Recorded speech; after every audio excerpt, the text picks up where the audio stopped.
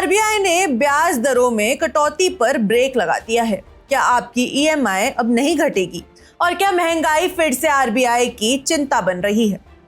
इन सवालों के जवाब आज देश के करोड़ों लोन धारकों, निवेशकों और आम उपभोक्ताओं के लिए बेहद महत्वपूर्ण है, क्योंकि भारतीय रिजर्व बैंक ने अपनी मॉनेटरी पॉलिसी कमेटी यानी एमपीसी की बैठक के बाद बड़ा फैसला सुनाया है। नमस्कार, मैं हूं जसवी कौशिक और आप देख रहे हैं one India Hindi. RBI governor Sanjay Malhotra ने घोषणा की है कि रेपो रेट में फिलहाल कोई बदलाव नहीं किया जाएगा, यानी रेपो रेट 5.25% पर ही बनी रहेगी। अब सबसे पहले समझते हैं कि इसका आम आदमी के लिए क्या मतलब है। रेपो रेट वह दर होती है जिस पर आरबीआई बैंकों को कर्ज देती है। जब रेपो रेट घटती है तो आमतौर पर बैंकों के लिए पैसा सस्ता होता है और धीरे धीरे लोन की ब्याज दरों में भी कमी देखने को मिल सकती है। वहीं जब रेपो रेट बढ़ती है तो लोन महंगा हो सकता है। लेकिन इस बार आरबीआई ने रेपो रेट को जस का तस रखा है। इसका मतलब है कि जिन लोगों को उम्मीद थी कि ईएमआई में तुरंत राहत मिलेगी, उन्हें फिलहाल इंतजार करना पड़ सकता है।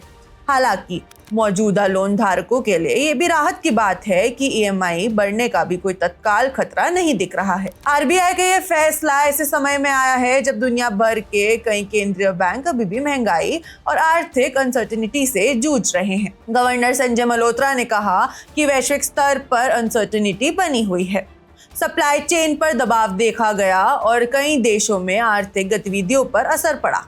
हालांकि आरबीआई का कहना है कि भारत की अर्थव्यवस्था अपेक्षाकृत मजबूत स्थिति में बनी हुई है। घरेलू मांग भी स्थिर दिखाई दे रही है। दिलचस्प बात यह है कि फरवरी 2025 से अब तक आरबीआई कुल 125 बेसिस पॉइंट की दर कटौती कर चुका है, लेकिन इस बैठक में केंद्रीय बैंक ने विराम लेने का फैसला किया है। इससे संकेत मिलता है कि आरबीआई अब महंगाई और वैश्विक परिस्थितियों पर नजदीकी नजर रखना चाहता है। अब बात करते हैं महंगाई की। आरबीआई ने वित्त वर्ष 2026-27 के लिए सीपीआई यानी उपभोक्ता मूल्य सूचकांक आधारित महंगाई का अनुमान 5.1% रखा है। पहली तिमाही के लिए 4.2%, दूसरी तिमाही के लिए 5.1%, तीसरी तिमाही के लिए 5.9% और चौथी तिमाही के लिए 5.4% महंगाई रहने का अनुमान लगाया गया है।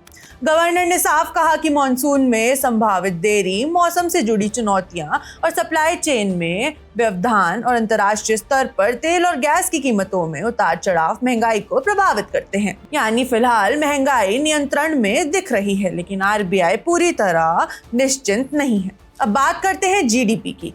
आरबीआई ने वित्त वर्ष 2026 से 27 के लिए भारत की जीडीपी ग्रोथ का अनुमान पहले 6.9% से घटाकर 6.6% कर दिया है। पहली तिमाही का अनुमान 6.8% से घटाकर 6.6%, दूसरी तिमाही का 6.7% से घटाकर 6.3% और तीसरी तिमाही का 7% से घटाकर 6.5% और चौथी तिमाही का 7.2% से घटाकर 6.8% कर दिया गया है। यानी आरबीआई को अभी भी भारत की विकास दर मजबूत दिख रही है, लेकिन पहले जितनी तेजी की उम्मीद थी उसमें थोड़ी नरमी देखी जा रही है। तो कुल मिलाकर आरबीआई का संदेश साफ है, अभी ब्याज दरों में कोई बदलाव नहीं होगा। ईएमआई में तत्काल राहत की उम्मीद रखने वालों को थोड़ा इंतजार करना पड़ सकता है, लेकिन साथ ही आरबीआई ये भी मानता है कि भारत की अर्थव्यवस्था वैश्विक चुनौतियों के बीच अपेक्षाकृत मजबूत बनी हुई है। और अब सबसे बड़ा सवाल आपसे, क्या आपको लगता है कि आरबीआई को रेपो रेट में और कटौती करनी चाहिए थी ताकि लोगों की ईएमआई और कम हो सके, या फिर महंगाई को देखते हुए ये फैसला बिल्कुल सही है? अपनी राय हमें कमेंट सेक्शन में जरूर बताएं। आप देख रहे हैं one India Hindi. Subscribe to One India and never miss an update.